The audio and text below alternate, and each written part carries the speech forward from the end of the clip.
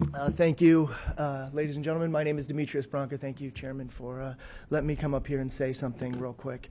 I brought a picture with me. This is my son, Anthony. Anthony was killed on November 7th right here on the streets of Tallahassee by someone who was not paying attention to the road. He was killed by an adult man, father, veteran, person who drove for a living. This is a professional driver. This is a person who knew better. This is a person who we counted on as a member of society to do the right thing. Remember, this is a father, just like many of us here, a parent, a person who worked for a living, a person who was a veteran who served their country, and they did not do the right thing on the road. That person was doing something other than paying attention when he ran over my son and left him a broken bag of bones bleeding on the side of the road. Now, I implore you to understand how important this is. This is not just my son. For my son, it is too late. I can't bring Anthony back. He was my best friend. He was more like a brother to me. I can't bring him back. But what I can do is talk to you and plead with you today and tell you that there are Florida families, people you know, maybe even yourself, who will suffer this tragedy if we do not act immediately with the emphasis on what is really going on here. There are people dying in our streets every day. We saw a statistic earlier, 12 people a day on our streets, every day. Every day. When you drive home back to your districts, please take a look around you. You will see people who are doing the exact opposite of what they said they would do when they got their driver's license, which is pay attention to the road. Now, there have been arguments made for civil liberties, that when you are in your domain of your car, you should be able to do whatever the heck you want to do. I disagree with that because you are not in your car. You are on our streets. These are ours.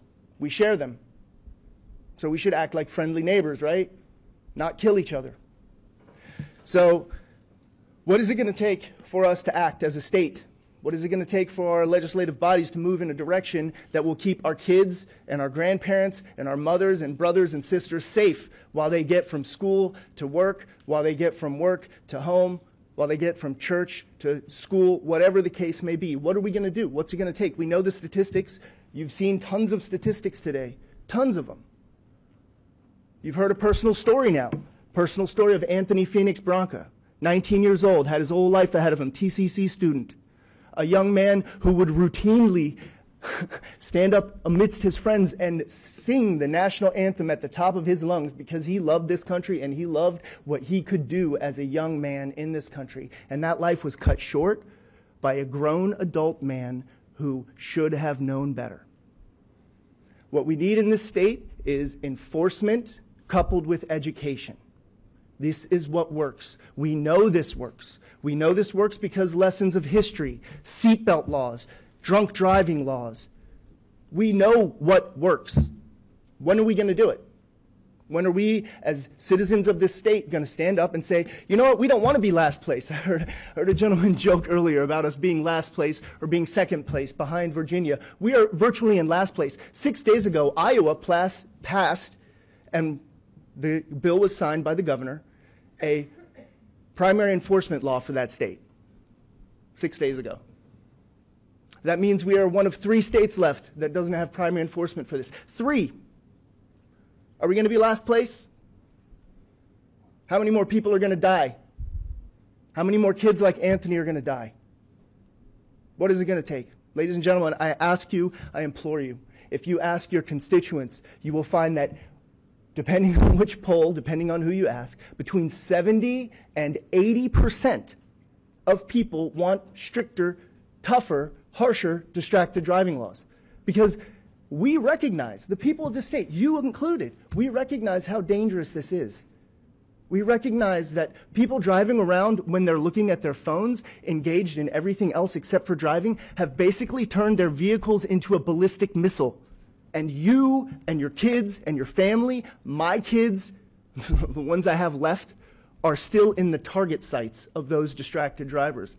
So I implore you, I know we have to wait till next session. I know we can't push this through now, but there are people whose lives are hanging in the balance and they don't even know it. And when we come to this question of, is it okay to use GPS? Is it okay to do this? I say we just make it a hands-free state. Let's make it a hands-free state. Because the moment you take your hands off the wheel and your eyes off the road, what you are saying as a driver, and I don't mean you specifically, I'm saying as a driver, what that driver is saying is that what's happening on this phone is more important than the lives of all the people around me. And to me, that's unacceptable. That's not a violation of civil liberties. If I tell you to put your phone down, that's not a violation of civil liberties. You want to know what is a violation of civil liberties? The fact that this young man can't be here to speak for himself. That is a violation of civil liberties. And if I sound angry, I promise you I'm not. I'm not. I'm just frustrated. And let me tell you why I'm frustrated. Because picking out a gravestone for your son will change your mind about how important this is. Making funeral arrangements for your 19-year-old son will change your mind about how important this is. So I implore you, you have power. You sit in offices that have prestige and that have influence. I'm begging you, please do something about this before it's someone else's family. It's too late. There are people going to die today. Anthony may be alive if in 2013 we had decided to do a primary enforcement instead of this toothless secondary enforcement. Maybe that father of two, that veteran who should have known better, would have thought twice about picking up his phone and doing whatever it is he did when he did what he did, which was kill Anthony. So I ask you today again, I don't need to cite statistics. You guys have seen it all. I don't need to tell you about what could or should have been. We can't change that. All we can do is change what we have in place and make the future brighter for all of us. For all of us. So please, please, I beg you to do the right thing. Push for this legislation. We can't have more kids dying. It's not just kids. In Texas a couple of weeks ago, there was a van, 13 elderly folks killed. Is that how we want our parents to die? On the side of a road bleeding? Because we don't want to pass distracted driving legislation? Is that really what this state has come to? We are one of 3 states that doesn't have this. Texas is one that doesn't either. 13 people dead in one wreck.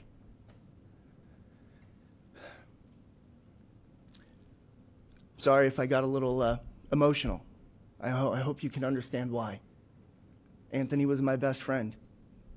And I know if the situation had been reversed, and if I had been the one killed by something completely, utterly senseless, it would be Anthony here raging and telling you that we need to start a revolution to end distracted driving because it's a scourge. People who used to ride motorcycles stopped riding motorcycles because it's too dangerous.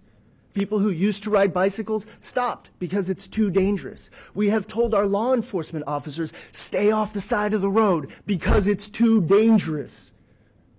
What the heck is going on? Are we serious? It's 2017. Are we serious?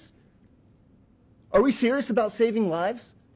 Or are we just going to pass more laws that don't do anything? Let's do something, ladies and gentlemen. Let's do something. It is past time that we need to do something. It's past Anthony's time. And it's probably past my time too. So I just wanted to say thank you again for listening to me. Thank you for your attention. And please help me to end distracted driving. Please help me to save people's lives. Because what else are we here for? What else are we here for if not our primary job to save people's lives? Thank you very much. Have a great day. Thank you, Mr. Monk. Appreciate your testimony, and we do have a question from Representative Smith. Thank you, Mr. Chair, and actually, not just for recognizing me, but just for allowing us to have this very important conversation at this time during legislative session. Sir, I extend my most sincere condolences to you for your loss. You know, I think that if Anthony were here, he would be very proud, because for him to no longer have a voice, but to see his dad up here being the voice that he can no longer have for himself. I think that he would be very proud. I want to thank you for your advocacy, because I've heard you speak very passionately about this issue in other forums, whether it be on television or at public rallies. I think that your story is very impactful and it's effective. And to the point that you made earlier, which was that it's too late in session and nothing can be done and nothing's going to happen this session, it may be true that we won't be able to pass a law in this legislative session, but I would use this moment, this very important moment, while we're all listening, to ask my colleagues to do something right now. And what you can do right now is you can add your name as a co-sponsor to two very important bills that were filed this session that will achieve this goal of keeping our communities more safe. You have House Bill 69, which was filed by Representative Schlossberg, which I have co-sponsored, which makes texting while driving a primary offense for both adults and minors. It's a bipartisan bill. Senator Garcia has filed that legislation in the Senate. And if you think that's a step too far and maybe we should perhaps just make texting while driving a primary offense for minors, I would encourage you to co-sponsor House Bill 47 by Representative Stark, as I have done, because I think that that will go a very long way towards demonstrating to not just those in the Capitol, but to your constituents back at home, that this is an issue that you take very seriously and that you're ready to take action on this very important issue. So, sir, I just wanted to thank you for your very powerful testimony and for your advocacy. Thank you for being here. Thank you very much. And thank you, ladies and gentlemen, for listening to me. Thank you for allowing me to speak. I appreciate it very much. Thank you.